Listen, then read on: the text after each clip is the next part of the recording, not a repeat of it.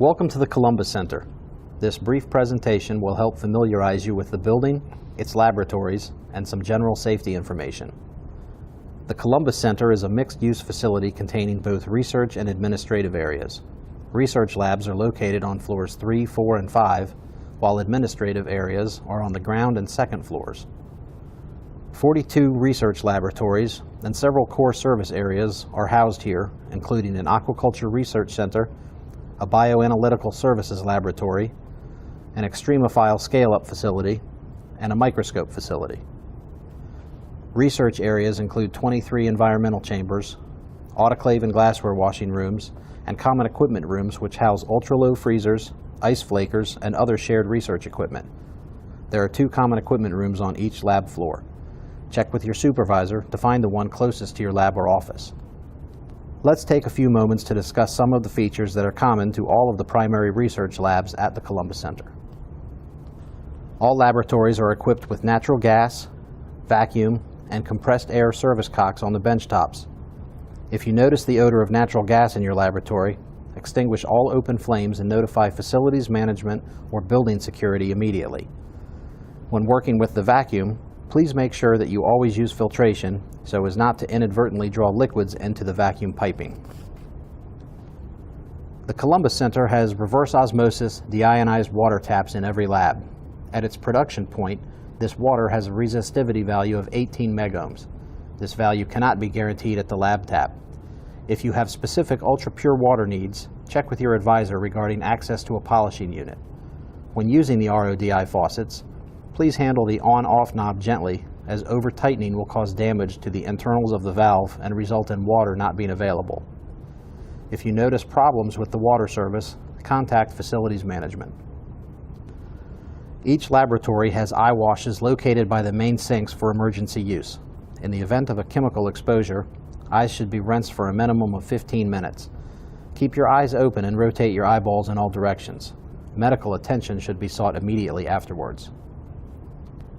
Each laboratory also has a safety shower for emergency use to be used after exposure to hazardous or corrosive chemicals. Affected areas should be flushed with water for a minimum of 15 minutes. All exposed clothing, shoes, and jewelry should also be removed. Medical attention should be sought immediately afterwards. All labs have fume hoods designed for working safely with chemicals. Your supervisor or environmental health and safety can provide you with guidance in properly using the fume hoods. Please note that all hoods incorporate a continuous airflow monitor designed to notify the user in the event of a low or no airflow event. If your fume hood is alarming, contact facilities management for assistance. All labs are equipped with an emergency power shutoff button, typically located near the door.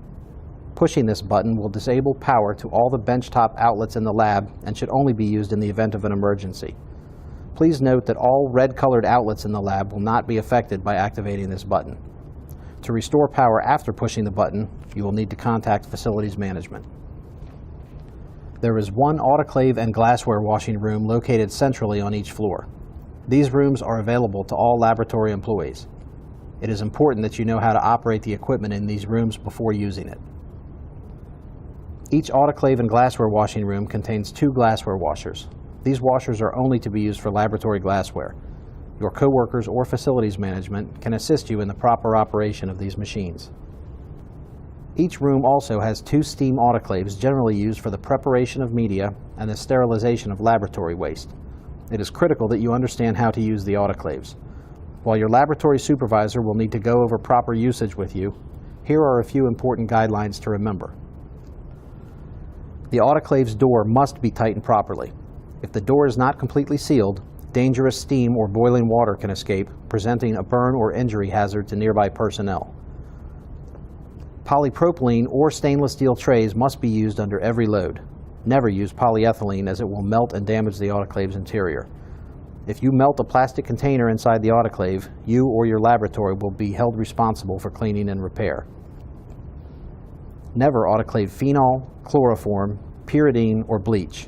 Check with your supervisor if you are unsure about what you are about to autoclave. Be courteous. Remove your goods promptly. The autoclaves are typically in high demand. Always loosen caps on bottles, whether filled or empty. Sealed containers can explode. Always use the plastic hoppers for your autoclaved lab waste. These large waste hoppers are located in the media prep rooms, which are connected to each autoclave room. Once you have removed your bagged waste from the autoclave, place it in these hoppers for disposal. Environmental Health and Safety empties these hoppers weekly. Each of the 3 autoclave rooms also contain a dry oven which can be used for various lab heating and drying protocols. The Columbus Center utilizes an emergency warden program to efficiently and thoroughly evacuate the building in the event of a fire or other emergency situation.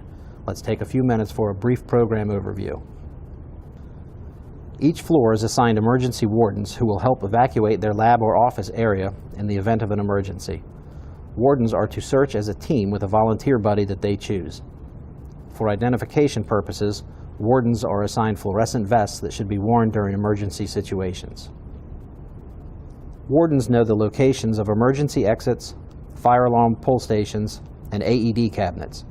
Please note that while wardens have been specifically trained to use the AEDs, they may be used by any building occupant when necessary. They will guide an operator through a medical rescue using a combination of voice prompts, audible alerts, and visual indicators. Please also note that the AED cabinets are both alarmed and under video surveillance. Opening a cabinet will notify building security to dial 911. Wardens evacuate the occupants in their areas using emergency exits. Elevators are not to be used in the event of an emergency. All persons should evacuate the building using the stairwell closest to their lab or office. The North A and the South B stairwells are fire rated and serviced by air pressurization fans, which will keep smoke out of these stairwells in the event of an emergency. The first warden to reach the Pratt Street lobby during an emergency becomes the building evacuation supervisor. This warden will collect a green hat and clipboard which is kept at the front desk and gather information from the other wardens as they exit the building. This information should include any problems encountered while evacuating the building, such as the location of injured persons or those who refuse to leave the facility. The wardens direct evacuating building occupants to the designated regrouping area at the stern of the Coast Guard cutter Taney on the west side of the Columbus Center. Persons must not loiter in front of the building and should remain alert and cautious for emergency vehicles that may be responding to the situation. The building evacuation supervisor will report employee counts and other pertinent information to the first responders, typically the Baltimore City Fire and/or police departments. The Columbus Center's front desk is staffed 24 hours a day, 7 days a week, including holidays. If an officer is not at the front desk, they can be reached by cell phone. The loading dock is open Monday through Friday from 7 a.m. until 5 p.m. and is closed on major holidays. Facilities management is the point of contact for security, housekeeping, engineering, and most other service needs. Facilities management personnel are located in the ground floor administrative suite. Matt Moore's office is G14 and Michael Yates' office is G15. Thanks for watching the Columbus Center's Building and Laboratory Orientation. We hope you find your time spent at the Columbus Center both safe and rewarding.